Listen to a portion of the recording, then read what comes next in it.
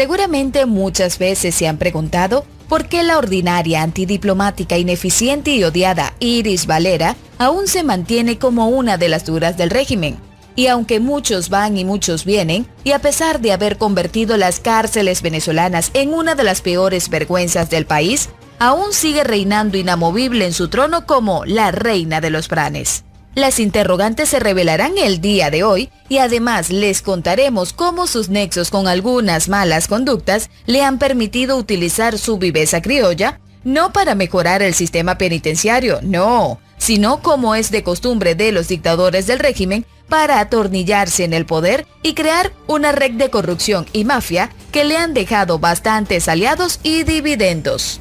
La ministra, ya conocida por su chabacanería, ha hecho honor una vez más a su reputación y le ha enviado una imagen bastante vergonzosa al presidente Donald Trump. Por supuesto, la imagen se ha hecho viral en las redes sociales y hoy te la mostraremos. A propósito de Donald Trump, este ha anunciado el aceleramiento de algunos procesos para lograr el padecimiento del pueblo venezolano, mientras que la Unión Europea dejó bien claro en torno al tema Venezuela que no se comieron el cuento de la negociación entre el oficialismo y los zombies de la otra oposición y que solo reconocerán las decisiones tomadas por el presidente interino Juan Guaidó y sus partidos aliados. Mientras todo esto acontece, el inicio de clases más triste de la historia llegaba a Venezuela y ante el desánimo de algunos niños de ir a la escuela, sus maestros han hecho una advertencia. El que no estudie se parecerá a Maduro. ¿Qué tal? Bueno, tómate un tiempo para escuchar el desarrollo de estas y otras noticias que tenemos preparadas para ti en el canal que te informa sobre los acontecimientos más importantes de Venezuela y el mundo. Gracias por seguirnos diariamente y este es el momento de tomarte 2 segundos y suscribirte al canal porque ya vamos a comenzar. La ministra usurpadora de Asuntos Penitenciarios en Venezuela, Iris Valera, sería el enlace entre el régimen y la guerrilla colombiana del Ejército de Liberación Nacional. Valiéndose del control penitenciario que ejerce a lo largo del país, habría servido de enlace entre los selenos y los sanguinarios pranes. El ELN y los pranes ya habrían movido toneladas de coca hacia el Caribe gracias a las alianzas que aparentemente facilitó Varela. Así lo dijo un funcionario de alto nivel de ese país que guarda reserva. Varela, según El Tiempo, aparece en informes de inteligencia de 3 países como la mujer que tiende puentes y pone a dialogar al dictador Nicolás Maduro y a los guerrilleros del ELN, favoreciendo en ese país las operaciones logísticas de la organización armada. Además, indican los informes que tendría contacto directo con el cabecilla del ELN, alias Lenin, que según denuncias del canciller colombiano Carlos Holm Trujillo, ante la Organización de Estados Americanos, tiene órdenes de captura vigentes en su contra por terrorismo, secuestro y homicidio. La conexión se daría desde Venezuela hasta su campamento en los departamentos de Vichada y Arauca, donde delinque a través de la comandancia del Frente de Guerra Oriental. La mujer que hace parte del círculo más cercano de Maduro es una de las intocables del régimen. Al parecer por el poder que le otorgó Hugo Chávez en vida, donde alcanzó ser una de las fundadoras de la organización cívico-militar Movimiento Bolivariano Revolucionario MBR 200 en 1982. Sin embargo, Varela no es la única que aparece en la lista de inteligencia por sus vínculos con el ELN. Otros nombres como los de Freddy Alirio Bernal, coordinador del Comité Local de Abastecimiento y Producción, mejor conocidos como el CLAP, y Alejandro Antonio Fleming Cabrera, ministro usurpador del Poder Popular para el Comercio de Venezuela, figuran como facilitadores.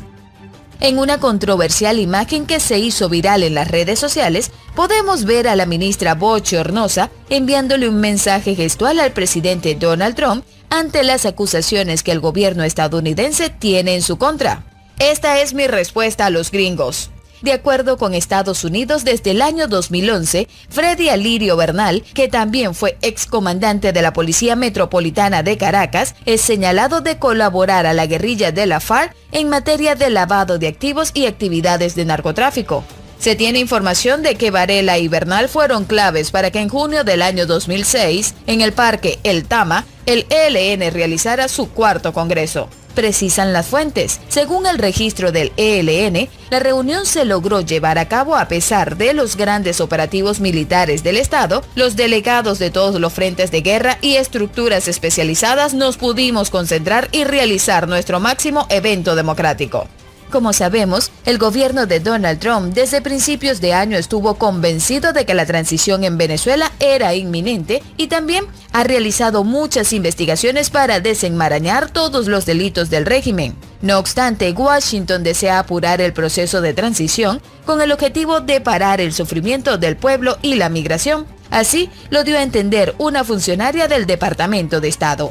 El presidente está muy enfocado en asegurarse de que podamos llegar a una transición lo antes posible. En la mente del presidente y en la mentalidad de la administración en su conjunto, el tiempo para la transición es realmente ahora, por lo que verán esa urgencia reflejada en nuestras próximas políticas.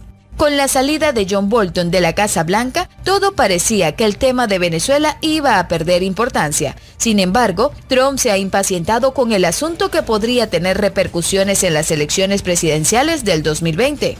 Otros que han estado impacientes y haciendo seguimiento a todo lo que ocurre en Venezuela es la Unión Europea, quienes se han pronunciado ante el diálogo entre el oficialismo y la otra oposición, y al respecto expresan que no se comieron el cuento del falso diálogo y advierten que el proceso debe ser representativo.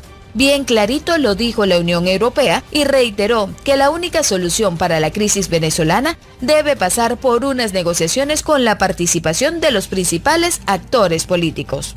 Para tener éxito y generar la confianza necesaria, es importante que cualquier proceso de negociación sea representativo, cuente con el respaldo de la Asamblea Nacional y tenga el objetivo de organizar elecciones presidenciales creíbles. Así lo expresó un portavoz del organismo. La Alianza Continental se refirió así al acuerdo que alcanzó el régimen con sectores minoritarios de la oposición que no incluyen al presidente encargado Juan Guaidó y a sus partidos aliados. La Unión Europea reitera su apoyo a un proceso serio e inclusivo como el auspiciado por Noruega y evaluará las medidas a su alcance para restablecer la democracia, el Estado de Derecho y los derechos humanos en Venezuela. Así lo citó AFP, y mientras todos estos acontecimientos se desarrollaban, en Venezuela también se llevó a cabo el inicio de clases. Y es por eso que este lunes el show de variedades de Venezolana de Televisión arrancó muy temprano en una escuela en La Pastora, donde la vicepresidente de Nicolás y su ministro de Educación fingieron el inicio del nuevo año escolar con útiles, uniformes, exámenes médicos y hasta comida.